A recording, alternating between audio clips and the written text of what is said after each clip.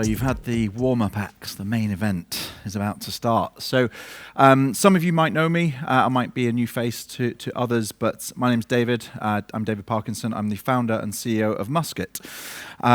We are a payments business. You can come and see us on the stand outside, we'd happily do a demo, but the thing that drives us is the adoption and acceptance globally of Bitcoin as money, Bitcoin as a medium of exchange. Now, our entire ethos really is sort of captured by this image. And I was actually, I was doing some soliciting some opinion on whether I should give a serious talk about Bitcoin in the global economy. But most of the people in the team said, just make it fun and do it about memes. So you've got 20 minutes of memes coming up, so sit tight, they should be quite fun. But this one quite accurately depicts our approach. We believe that Bitcoin is money. If we take our eyes off the ball here and we focus entirely on store of value, it could well be too late that we may not have enough time to react to what I would see is a threat from totalitarianism, from a real sort of significant lurch from governments and regulators globally to control us. So for us, Bitcoin is money, and it's the payments Trojan horse to freedom. And for us, it's our gunpowder. The reason I called the business Musket is the idea of Bitcoin being gunpowder. And if you channel it correctly at the corridors of power, we can change the course of history. So we have that opportunity in front of us, but if we take our eye off the ball, if we leave it too long, then events may conspire against us. So what do we do at Musket? Well, we offer a full stack payment service. We started with this view that Bitcoin is a medium of exchange, that Bitcoin is money, that merchant adoption is absolutely essential to that. And we believe that merchant adoption needs to accelerate, but there's a lot of friction around merchant adoption. Right now, if you go and on board, there are plenty of very good solutions out there. I could name a few, but anyone operating in the Bitcoin space, as far as I consider it, is a friend. If you are working on merchant adoption or any advancement of Bitcoin and a proliferation of Bitcoin thereof, then we're on the same team. But we saw some significant problems with merchant adoption. You can onboard a merchant quite easily. The conversation can flow, and they can understand quite quickly why it would be advantageous to accept Bitcoin. The big problem is in practice, because if you've had a great conversation with the owner of that restaurant, bar, venue, the challenge is quite often that the device is on their phone, or the app is on their phone to accept it. If they are not there, if they're not present, you can lead to a negative feedback loop where people go to that venue specifically to pay in Bitcoin and they find they're not able to. For others, where there is a dedicated device, actually, is it charged? Have the staff been trained? And do they even know how to operate it? And then even if you get through all of those friction components, actually you still have to deal with the reporting and the accounting and all of the back office things. So there's these various friction components that we at Musket sort out, and we said Bitcoin is a solution, but the only real way to address all of this is to become one of the best payments businesses on the planet. So, we started with this idea that Bitcoin is inevitable. Over time, we've seen that evolution of money from physical specie in gold to paperback notes to digitized money and all the value-added services. Let's be honest, they work very, very well. Visa doesn't give anyone really any significant problems. PayPal works very well. So actually, we have some very good solutions, but the problem is not there. It's actually in the back end. It's the counterparty risk. It's the non-self-custodial nature of all of these things. And I'll come on to why we believe that they are challenges later. And then if you operate on the Bitcoin stack, you can see actually in parallel, it has its own unique space in the world, all the way up from the energy layer, from the information layer, the communications layer, and then you have Bitcoin on top. And yes, Bitcoin is slow and difficult for small value transactions, but the Lightning Network solves all of that. The narrative that Bitcoin can't be used as money, that was completely decimated in 2017 when we saw a real sort of adoption of or growth of the Lightning Network. So where am I leading to? Well, first real meme of the day. I made this one myself, this is from the film Captain Phillips. If anyone's seen it, it's not really a spoiler, but this is the moment on the left where the Somalian pirates take over the American ship, and the captain has this moment of realization that he's no longer in control, that the pirates are really steering this. And I think that's where we're racing towards. Telecommunication protocols, software protocols are now becoming money, and in particular, just Bitcoin, really. So actually, over time, it's going to take a long time. The US dollar is not going anywhere for a long time. It could be 50 plus years before we see the complete decimation of the dollar as any form of currency. But I do believe that that's happening. History tells us that story over and over again. So Bitcoin, in our view, is very, very much going to become the future. There is a world where hyper-Bitcoinization is normalized, and people just trade in Bitcoin for goods and services. So where we started with Musket was our ethos. That was our sort of center of gravity, which has largely informed a lot of the product choices, a lot of the strategic choices, and a lot of the people that we've brought onto the team. And this quote, I think I first heard this quote from Nick Carter, who writes quite a lot of op-eds on Bitcoin, or certainly he used to. But as a US astronomer who said, if you want to make an apple pie from scratch, you must first start by inventing the universe. Now, if anyone's not connected the dots there, our proverbial apple pie is the adoption of Bitcoin, the use of Bitcoin as money by merchants. But to achieve that goal, we had to become the best and the biggest payments business on the planet. Now, that's a journey that we're on. So we're in probably day 3 of inventing the universe right now. I'm not trying to imply that makes me the deity, but we've got a journey ahead of us to go through that. And this is our current product set. We've got solutions for in-store merchants. We've got solutions for online merchants. Completely embedded in both of those is our Bitcoin capability. Now, the reason we've done it this way is very much because the revenue that we can generate from having a fully integrated stack means that Visa, MasterCard, Amex, Google Pay, Apple Pay, we can generate revenue from every single payment going through a merchant's books. That gives us the freedom to innovate. That means that we aren't continually diluting the business to request funds from VCs. So we can operate on a standalone basis, a very high growth payments business, whilst delivering enormous value to merchants and reinvesting anything that we make into Bitcoin services and solutions. And we've got a fantastic team led by Ben DeWall who really are keen to innovate, and we're making some fantastic strides towards that. And we are live in market, so we believe this is a world first. Now, I will make you slow clap in the room there, but as far as I can tell, I don't think any other business has done this, has fully integrated a self-custodial Bitcoin Lightning solution alongside Visa, MasterCard, Amex, Google Pay, Apple Pay into their stack. And it's super simple to use. Anyone can pick up the device, and as I said, come and have a play with them outside. They're on display, and you can see how it interacts with our EPOS system as well. And I think the big thing for us, I talked briefly about those friction points a moment ago. Well, payments is only one small part, and we can evangelize forever about how great Bitcoin is and how it transforms society. Look, on the ground, people do not care. Merchants just could not care less. They're interested to have a conversation with us. And for us, when we go and start our sales cycle, quite often, it's the thing that gets us through the door. It's the reason that we don't get asked to leave the premises immediately and never come back. We get engaged in a conversation and we build some trust.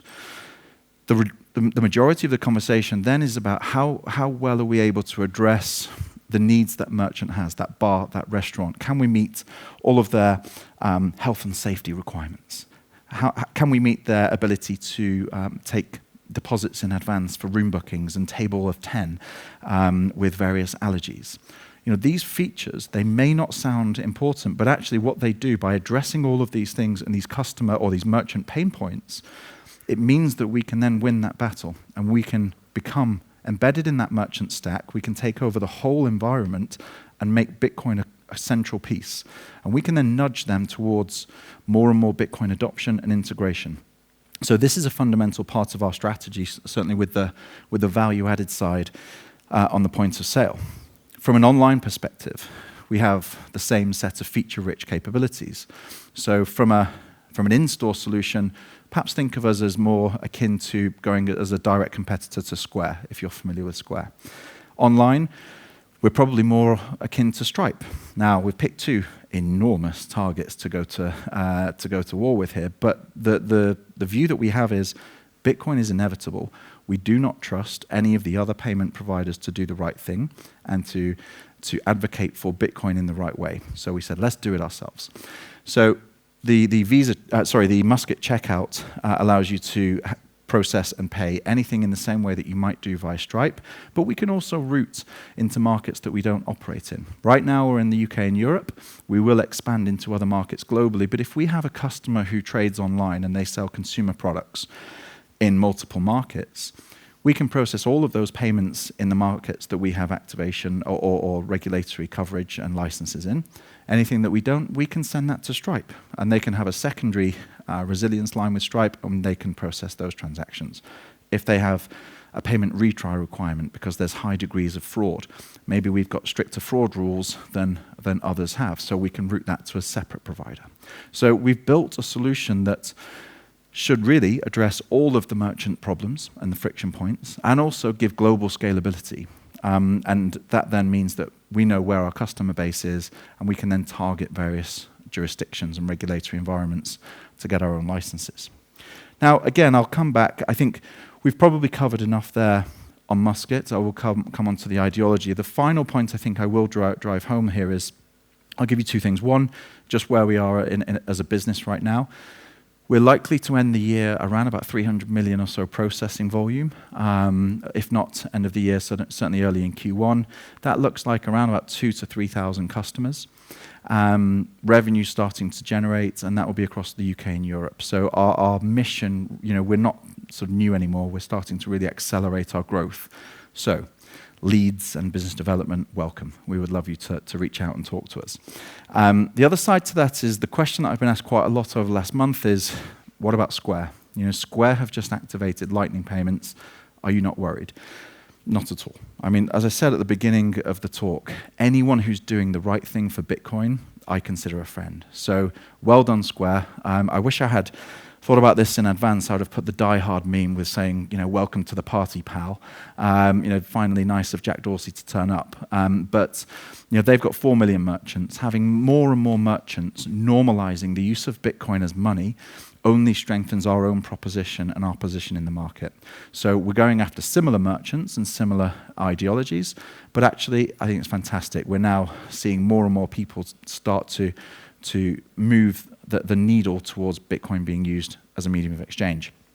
Now, this is where the talk goes very esoteric and on left field. So the exits are here, here, here, and here if you get lost in any of the next 10 minutes. But this is the real innovation. I showed you a moment ago that telecommunications stack build, where gold was at the bottom of the left-hand side. Well, the move to where we are today, I would argue, started around about this moment, where Bitcoin is sitting atop of the telecommunications stack. This painting captures the moment that, let's call them the Silicon Valley tech bros of the 1900s. They were crowded around waiting for the message to transmit from the UK over to North America. And that took the messaging time down from 2 weeks to 2 minutes. So again, I think capping off this section, Bitcoin is at the end of that journey. It started the innovation, and that enormous innovation and reduction in messaging time really sees where we are today. It's taken over almost 200 years to reach this point where we have fully connected global money, transferable instantly, and without any counterparty risk. So I think it's quite a privilege that we're all here experiencing this moment in time, which realistically started then. Now, I thought it would be good just to talk about our origin story and why we're doing what we do. We're not just a flash in the pan business trying to elevate ourselves through Bitcoin. Actually, this is a little bit deeper than that. There was a phrase in a book called Life After the State that Dominic Frisby wrote, and this one really hit home. It said, take the time to consider what the right answer is. Accept that it will never happen in your lifetime, but advocate for it anyway because it's the right thing to do. And I think, look, the journey that we're on is not easy. It is very, very difficult, and I think most of the team would attest to that, both the funding market, winning business against giants like Square and Stripe, but we fundamentally believe it's that important that Bitcoin is used as freedom money, that it's worth fighting for. And the reason is the next 5 or so minutes of the talk. The reason is that I'm particularly worried about central bank digital currencies. You know, if that final dragnet comes down, if they are imposed upon us as people and as society, can we really trust that a government is going to protect our privacy and our freedoms and let us transact with a CBDC in the way that we want? You know, the memes come thick and heavy from this section, but you know that's not really a real statement. But we've seen in the UK already this year, hundreds of people have been jailed and hit with criminal offences for things that they've posted on Twitter, posted on Facebook, some just arbitrary comments about something horrific that they've seen on the news and the media. But that conflation of government control and a digital capability, the ability to debank and stop people from living their lives is the next step. And I think that's very much the most frightening part of where we are today. And you know, Bitcoin gives us a way out of that. It gives us the ability to push back and say, no, I will buy whatever I want, whenever I want, in whatever quantity I want, without you giving me any restriction over that, guys. And the big problem I think we actually face, I say there is no we, but the collective societal problem is most people don't realize there's a problem. Most people do not understand the risks that we're currently facing. You know, this is taken from the Plato's cave analogy. And, you know, I think the sad view is that most people do believe that the only thing stopping us from being exploited in the world is the government. Now, I'm not going to make this a complete anti-government rant. I do believe in smaller governments, but I am worried about the extent to which the average person is completely reliant upon being given their freedoms from the government. And we saw that during the COVID period. You know, there was an enormous breach of our civil liberties and freedoms that at the stroke of a pen was taken away. Now, you know, COVID, I think, changed everything. It showed governments and media that they can do whatever they want. They can control us, they can constrain us, they can influence our choices. And for me, the big realization during that period was most people will go along with it. And if you actually challenge that narrative, and I think what we've seen since COVID, is that if you just peer behind the curtain, you know, most of those narratives were nonsense. A lot of the evidence-based actions to say stay at home, do not, you know, go within a 2-meter zone, those things were completely made up. And once you see how power works and control works, you can't unsee it. You know, and I think that's been a real realization for me. So where you end up then is, well, aren't we in a system where we're operating in a democracy? And actually we have the right to choose and vote which party's in power. But really, we've arrived at a system, certainly in the UK, I can't talk for every other country, but once you see how that's been diluted, the illusion of free choice becomes obvious. It's actually, whether you vote a left-leaning party or a right-leaning party, you're just getting the uniparty. It's the same thing because it's built upon the same system. It's built upon all of the same ideologies. And you know, for most people, this is a screenshot from the Matrix. And you know, for most people, ignorance is bliss. You know, they don't want to know. They do not want to engage in some of the challenges in society that Bitcoin fixes. And you know, this scene in particular is one of the characters effectively staring at a piece of steak, knowing that it's not real. He knows it's not real, and yet he's going to eat it anyway. And he longs to be anesthetized against the challenges and the fight because he's exhausted.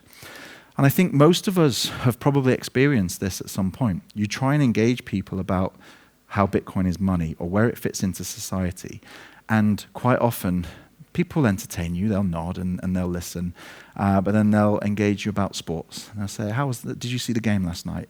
And it's such a deflating thing when you think you're getting somewhere, you think, I'm going to save this person, I'm going to help them understand why Bitcoin matters in the world. So I think that's the reality of the situation that we're facing, and it's best summarized by Juvenal's quote, that everything restrains itself and anxiously hopes for two things: bread and circuses. And that's effectively saying people desire control through distraction and sustenance. If you can allow people to watch football or sports or whatever it is they want, make sure they've got certain sustenance taken care of, then that's where control really sits and power. And it's been an interesting experiment with Javier Milei. He came to power saying he was going to decimate the state and make it much smaller, particularly banning the central bank. And really, I think a lot of Bitcoiners said, this is exciting. This, for the first time, we're likely to see some real success. Now, there has been some great success stories from what Milei's done.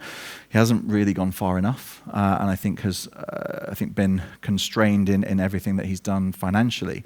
So it's not necessarily turning out particularly well for him. So the idea there, are free markets and small government really possible? It's still an enormous challenge to see that at the government level. But what I thought was really interesting was when he closed the tax office. And Milei closed the tax office, and what we saw was hundreds of people, maybe thousands, protesting about the closure of the tax office. Basically, they were arguing they wanted to pay more tax and they wanted to have more government positions. But if you just step back, all they were doing, they were just scared. It was fear. It was fear that people were losing their jobs, they were losing their ability to be sustained and to be entertained. And despite if they'd have stepped back and realized they could achieve so much more by diverting their efforts and mental energy to other outcomes and productive gains, they would rather just tax people. So, that's, I think, where we're about to hit in the global societal system. We're about to see some of the dominoes falling, the power structures falling, and we're going to see those antibodies come out and defend the existing systems. The antibodies of society will say, I don't want to wake up from this. I want to stay in the structure that has served me quite well. And to bring the Matrix analogy back again, not everyone is ready for true freedom. And that's what Bitcoin represents. Bitcoin represents true freedom in terms of how you interact with your money and your choices in life. But I think that quote from Morpheus is really strong. I think it really works. Most people will end up fighting against freedom because they're so dependent upon it.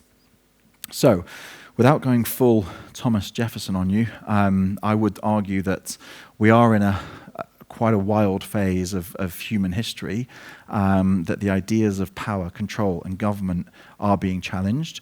And it is written in the Declaration of Independence that when governments go too far, then it's our job to change and abolish and input new government to stand in its place. And it's my belief, and it's a few of the team's belief. I don't want to talk for everyone because not everyone does agree, but it is my belief that payments, in particular, is the Trojan horse to freedom. Because if we safeguard and we defend our ability to transact with one another on a local level, on an international, global level, instantly in whatever quantity, then we can defend and take care of that human experience. And it just comes back to that basics. So those basics. So, I am of the view that Bitcoin is money. It is a medium of exchange for those exact reasons. And until we see a world where hyper-Bitcoinization is here and every good and service is priced in Bitcoin, then we have to continue that fight. And I would argue that Bitcoin is the solution to that. Bitcoin's our gunpowder, and the British are coming. So, that's it. Thank you.